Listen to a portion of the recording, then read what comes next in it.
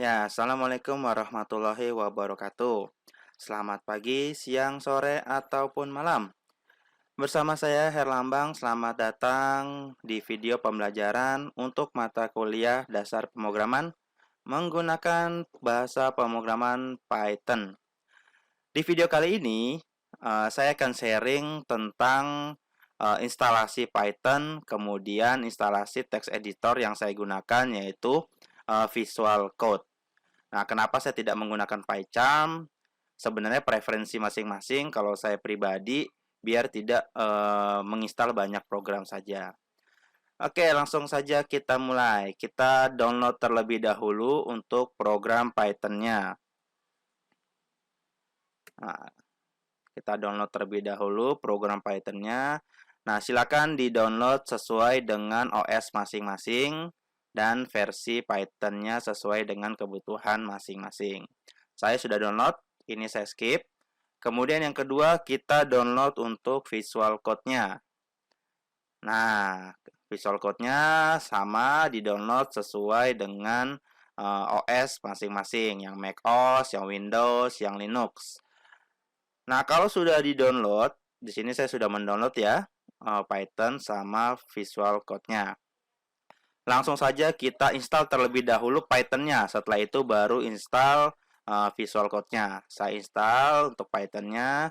Nah, di window instalasinya, di sini nanti di checklist add Python 3.8 to fat. Ya, di checklist, kemudian di install now. Di yes. Nah, progresnya tidak begitu lama, jadi bisa ditunggu saja.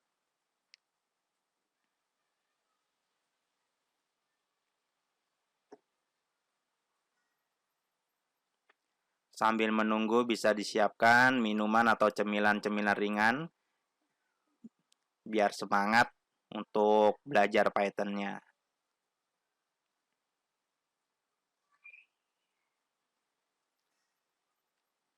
Oke, sebentar lagi instalasinya selesai untuk Python. Kita tunggu saja.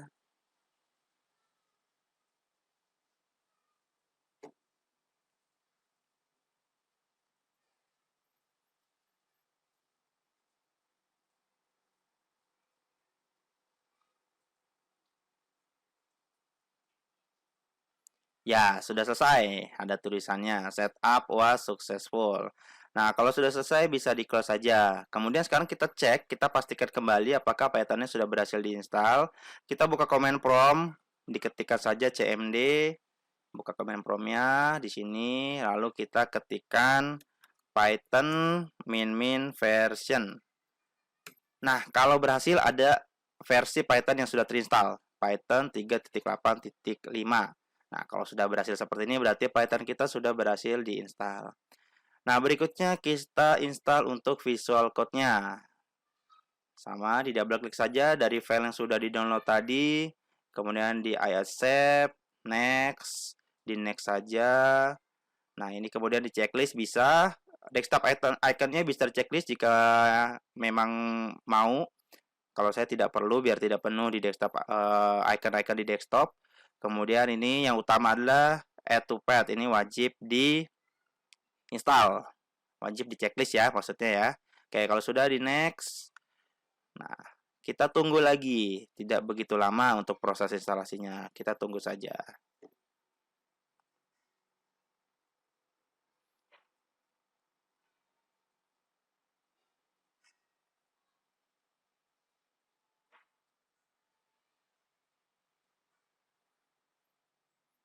Oke, sebentar lagi selesai untuk installingnya.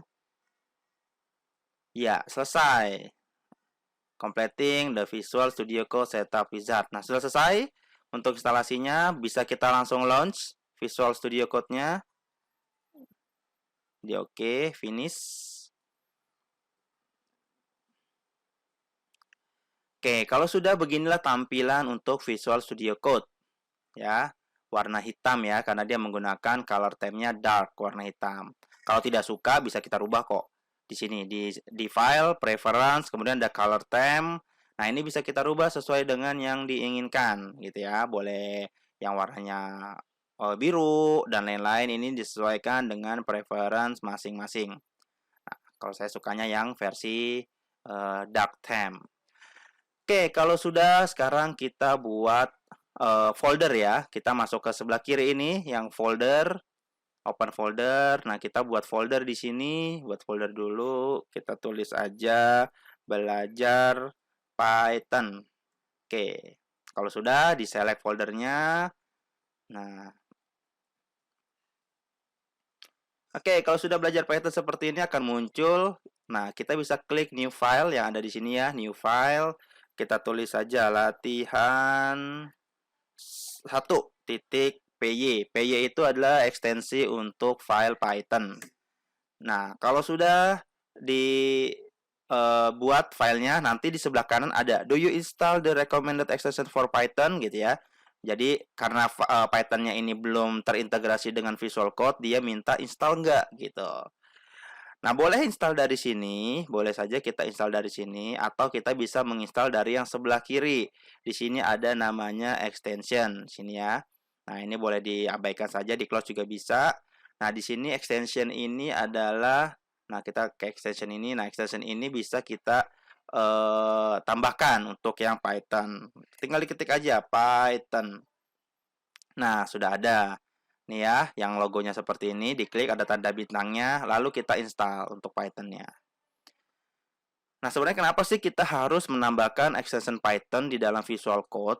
Jadi, extension Python ini sebenarnya fungsinya untuk mengintegrasikan tadi Python yang sudah kita install ke dalam Visual Code-nya. Jadi, nanti dia bisa linting, debugging, dan lain-lain gitu ya.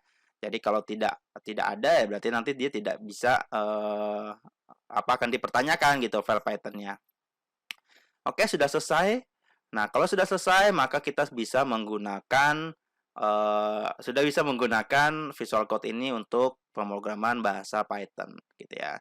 Nah, kita mulai saja. Kita mulai untuk percobaan pertama, gitu ya. Kita mulai untuk percobaan sederhana saja, seperti yang biasa diterapkan di pembelajaran bahasa pemrograman, yaitu membuat tulisan Hello World, gitu ya. Nah, di sini kita tidak membuat tulisan Hello World gitu. Kita membuat tulisannya adalah Halo Dunia. Sama saja sebenarnya. Kita ketikkan print, kemudian format Python-nya Halo Dunia. Kita ketik Halo Dunia. Nah, kalau sudah seperti ini bisa kita run. Di sebelah kanan ini ada tombol play gitu ya, run Python file in terminal, atau bisa juga diklik kanan run Python file in terminal. Jadi kita merun code Python-nya ini di dalam terminal tampilannya. Jadi bisa pilih dua. Boleh ini run Python file, klik kanan ya, run Python in file in terminal, atau di sebelah kanan ada tombol play, run Python file in terminal. Nah, kita coba saja. Nah, maka di terminal itu nanti dia akan ini dia mengkompilasi sintak ya. Yang kita tulis ini namanya sintak, atau biasa dibilang coding juga boleh, atau dibilang script juga boleh. Jadi suka-suka teman-teman saja mau menyebutnya apa. Oke, kalau sudah di terminal dia akan menunjukkan hasilnya. Nah, ini adalah hasil dari sintak yang sudah kita buat. Halo dunia gitu ya. Halo dunia gitu. Ada satu lagi extension yang mungkin bisa kita tambahkan. Ini biasa saya suka menambahkannya. Kita cari extension namanya snippet. Gitu ya, Python snippet. Kita cari aja Python snippet. Nah, ini dia. Jadi Python snippet ini fungsinya untuk apa? Untuk kode snippet, atau untuk mensuges code yang akan kita ketik gitu ya. Nanti kita akan lihat perbedaannya apa. Tadi kita tidak menggunakan Python snippets, ini kita menggunakan Python snippets. Kita install saja. Oke, cepat sekali proses installnya. Kita lanjut lagi ke latihan yang tadi. Kita ketikkan untuk yang kedua. Misalnya print. Nah, muncul suggest code-nya. Nah, inilah fungsinya tadi Python snippets. Dia untuk menampilkan suggest code dari yang akan kita ketik gitu ya, sehingga kita tidak salah ngetiknya gitu ya. Print, kemudian ketik lagi apa kabar dunia gitu. Lalu kita run lagi, klik kanan, run Python file in terminal. Nah, dimunculkan lagi sama dia, gitu ya, di terminal. Nah, jadi tadi Python snippet itu fungsinya untuk menampilkan code snippet atau suggestion code gitu ya. Jadi dia akan tahu apa kira-kira perkiraan yang akan kita ketik. Nah, nanti dia akan terminal. Terminal ini bisa kita clear. Jadi kalau sudah banyak terminal ini bisa kita clear. Kita ketik aja di terminalnya clear. Nah, balik lagi seperti awal ya, bersih lagi. Nah, ini. Kemudian yang berikutnya biasanya saya akan melakukan setting untuk workbench. Workbench itu adalah lembar kerja atau project yang akan saya buat gitu ya. Nah, di sini saya akan setting untuk areanya biar membedakan dengan project yang lain. Nanti kayak saya kasih contohnya. Kita buat folder lagi di sini, kita kasih nama titik VS Code gitu ya. Titik VS Code, lalu di dalam VS Code-nya lagi kita kasih file, new file. Kita tulis namanya settings titik JSON gitu ya. Nah, kita ketik settings titik JSON. Nah, di sini kita bisa melakukan customize workbench gitu. Di sini saya setting pakai kurung kurawal. Yang pertama misalnya saya akan melakukan setting untuk font size-nya. Mungkin font size-nya kekecilan gitu ya editornya. Kita ketik saja editor titik font size. Nah, ini ada font size. Boleh kita kasih lebih besar dikit, 24 gitu ya. Kita kasih lebih besar dikit 24 lalu di save. Save boleh pakai ini, boleh menggunakan Ctrl S gitu. Di save. Nah, gede kan ya tulisannya ya. Tuh, tulisannya lebih gede gitu. Atau kita custom lagi yang berikutnya. Pak, tampilan jendelanya kecil. Oke, kita tampilkan lagi. Namanya window titik zoom level nih ya, udah ada. Nah, zoom level kita kasih 1 lalu kita save lagi. Nah, lebih gede ya tampilannya ya. Jadi ini mungkin yang nggak bisa kekecilan lihatnya. Nah, ini bisa kita pakai ini. Kemudian, Pak, kok di terminalnya tulisannya masih kecil, Pak? Oke, kita tambahkan lagi. Namanya apa ya? Di terminal. Kita tulis terminal titik. Integrated kalau tidak salah. Integrated titik font size. Font size nih ya. Nah, kalau kita seperti ini, kita bisa ketik pencet di keyboardnya Control Space. Jadi Control Space ini untuk menampilkan suggestion code gitu ya. Misalnya kita hapus lagi di sini. Nah, kita ketik Control Space untuk menampilkan suggestion code-nya terminal titik integrated titik font size. Nah, ini ada gitu ya. Nah, font size-nya untuk terminal mau kita kasih berapa nih? Misalnya kita kasih 18, gedean dikit deh. Oke, kalau sudah di-save lagi. Nah, lebih besar kan ya di dalam terminalnya.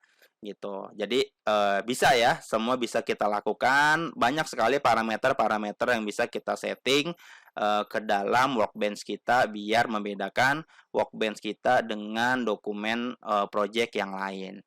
Oke, sampai di sini dulu untuk pembelajaran pertama kita tentang instalasi dan pengenalan Python gitu. Jadi kita ketemu lagi di video-video berikutnya. Jangan lupa like dan subscribe. Kenapa? Karena subscribe dan like itu masih gratis. Nanti kalau sudah bayar repot ya. Oke, sampai ketemu lagi bersama saya Herlambang. Salam BSI.